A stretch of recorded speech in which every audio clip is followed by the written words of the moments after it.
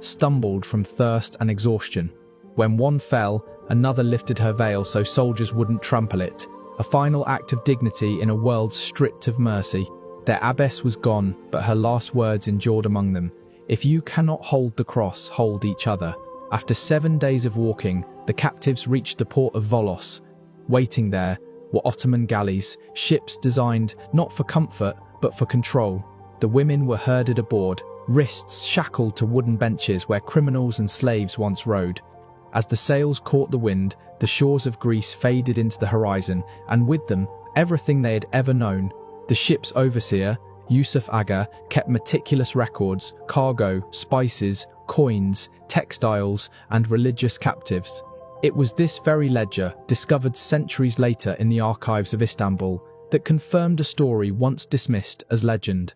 The voyage to Constantinople lasted 12 days. Storms lashed the deck, salt stung their wounds, hunger hollowed their faces. Yet what broke them most wasn't pain, it was silence. No one spoke to them except to bark commands. They existed like ghosts, floating between sky and sea.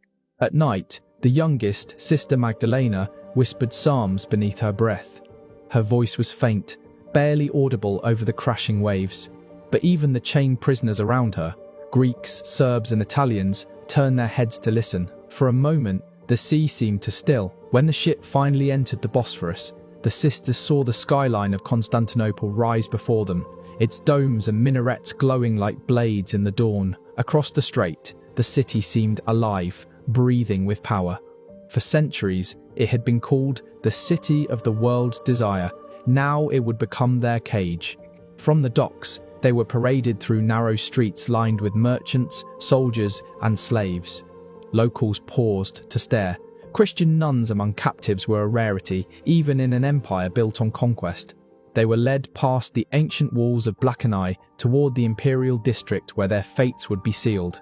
In the shadow of Hagia Sophia, the once great cathedral of Christendom, they were forced to kneel.